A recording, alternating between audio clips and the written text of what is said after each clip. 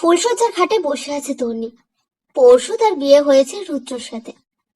Arrange marriage হলেও প্রথম দেখাতেই দুজনের একে অপরকে বেশ পছন্দ হয়েছিল।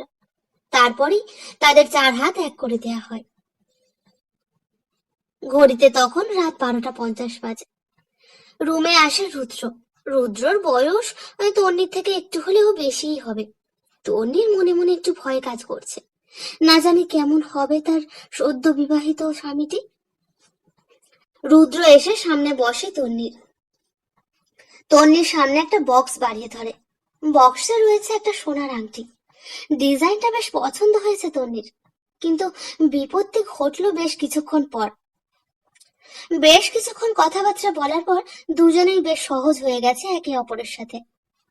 রুদ্র যেই না তন্নির কাছে যেতে যাবে, তন্নি বুঝতে পারে তার পিরিয়ড শুরু হয়ে গেছে। কি করবে সে এখন? লজ্জায় কিছু বলতে না পেরে চোখ মুখ ছলছল করে ওঠে তন্নির। রুদ্র বলে, কি হলো তন্নি? Any problem?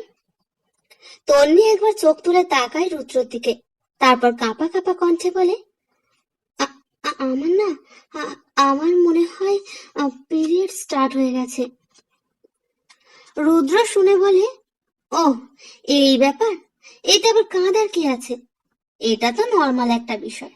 আচ্ছা শোনো, তুমি ওয়াশরুমে গিয়ে ফ্রেশ হয়ে নাও, আর ওয়াশরুমে ঢুকে থার্ড ডয়ারটা খুলবে, দেখবে ওখানে তোমার প্রয়োজনীয় সবকিছুই রাখা আছে। তন্নি আর কথা বাড়ায় না, ওয়াশরুমে গিয়ে শাড়িটা খুলে ভালো করে ফ্রেশ হয়ে নেয়।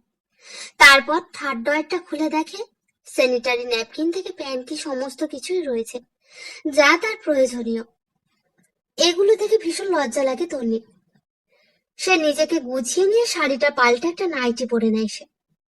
তারপর বেরিয়ে আসে ওয়াশরুম থেকে। ততক্ষণে রুদ্রও চেঞ্জ করে নিয়েছে। তন্নি পাশে এসে বসে, ধীর গলায় বলে, থ্যাঙ্কস। কেন? তন্নি আর কিছু বলে না, তবে রুদ্র বেশ ভালোই বুঝতে পারছে সে কি বলতে চাইছে। তুমি কি ভেবেছিলে আজকে রাতেই তোমার উপর আমি নিজের পুরুষত্ব ফলাবো? রুদ্রর ঠোঁটের কোণে একটু মুচকি হাসি। তুমি আমার সদ্য বিয়ে করা স্ত্রী। আমি চাই তোমার শরীরের আগে তোমার মনের উপর নিজের জোর খাটাতে। তোমার মন পেলে শরীর পাওয়াটা কোনো অসুবিধে হবে না। তবে তোমার কাছে আমার একটা আবদার আছে। তোমার যদি কোনো অসুবিধা না থাকে, আবদারটা করতে পারি? তন্নি একটু রুদ্রর দিকে তাকিয়ে বলে, কি বলুন, কি বলতে চান? তোমার অসুবিধে না থাকলে একবার তোমার ঠোঁটে ঠোঁট ছোঁয়াতে পারি? তন্নি ভাবেনি রুদ্র এমন একটা আবদার করে বসবে। না না, মানে যদি তোমার কোনো প্রবলেম না থাকে তাহলে। তন্নি কোনো উত্তর না পেয়ে রুদ্র গিয়ে খাটের বাঁ পাশে শুয়ে পড়ে। তন্নিও আস্তে আস্তে গিয়ে শুয়ে পড়ে রুদ্রর পাশে। রুদ্রকে বলে, আমি একটা আবদার রাখবো আপনার কাছে।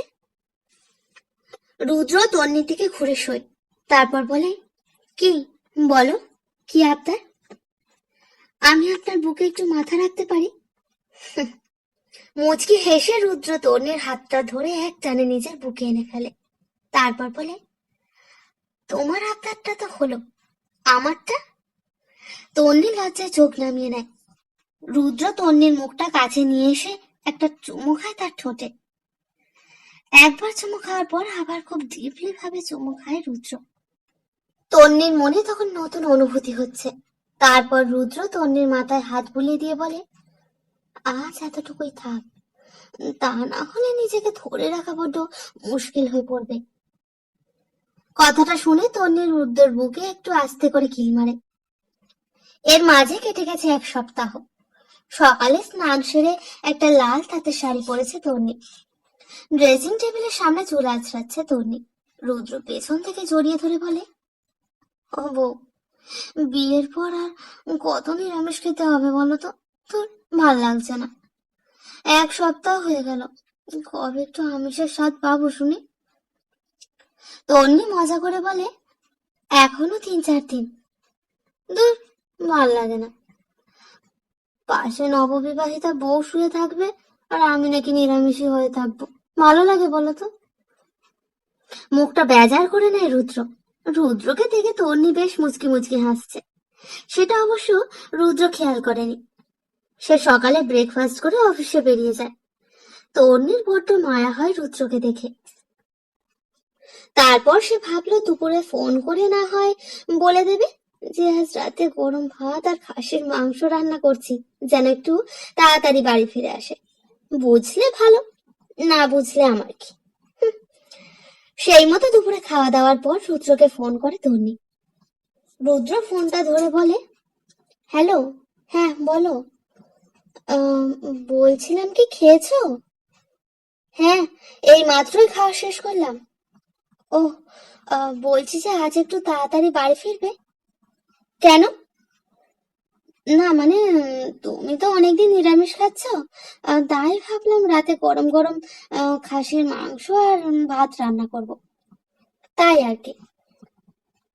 রুদ্র প্রথমে কথাটা অতটা গুরুত্ব না দিয়ে বলে, আচ্ছা দেখবো, এখন আমি রাখি কেমন। তনিও কিছু বলে না, কলটা কেটে দিয়ে শুধু একটা ছোট্ট মেসেজ করে রুদ্রকে। মেসেজে লেখা আছে, আমি কিন্তু চকলেট খেতে বেশি পছন্দ করি। হোয়াটসঅ্যাপে মেসেজের টোনটা বেজে উঠতেই একবার হোয়াটসঅ্যাপটা চেক করে রুদ্র। তারপর মেসেজটা পড়ে রুদ্রর ঠোঁটের কোণে হাসি ফুটে ওঠে। এখন সে বুঝতে পেরেছে তন্নি তাকে কি বলতে চেয়েছিল, কি বলতেই বা ফোনটা করেছিল। রুদ্র সেই মতো তাড়াতাড়ি বাড়ি ফিরে আসে। তন্নিকে আজ একটু অন্যরকমই লাগছে, লজ্জায় তাকাচ্ছে না পর্যন্ত। খাবার টেবিলে সবাই একসাথে খেতে বসেছে। আজ সত্যিই খাসির মাংস আর গরম ভাত রান্না হয়েছে। খাওয়ার শেষে রুদ্র সবাইকে একটা করে চকলেটের প্যাকেট ধরিয়ে দেয় আর বলে, খাওয়ার পর একটু মিষ্টি মুখ না করলে হয়। ততক্ষণে তন্নি সব গুছিয়ে রুমে চলে গেছে। সে বেশ ভালোই বুঝতে পারছে যে রুদ্র তাকে লজ্জায় ফেলতেই এই কাজ করছে। রুদ্র রুমে এসে দরজাটা লক করে দেয়। তন্নি তখন বিছানা গোছাচ্ছে। রুদ্র বলে, এ নাও তোমার চকলেট। তন্নির ঠোঁটের কোণেও লাজুক হাসি। রুদ্র চকলেটের প্যাকেটটা খুলে এক টুকরো মুখে নিয়ে এগিয়ে যায় তন্নির কাছে। তন্নিকে নিজের কাছে টেনে কোমরটা শক্ত হাতে জড়িয়ে ধরেছে রুদ্র।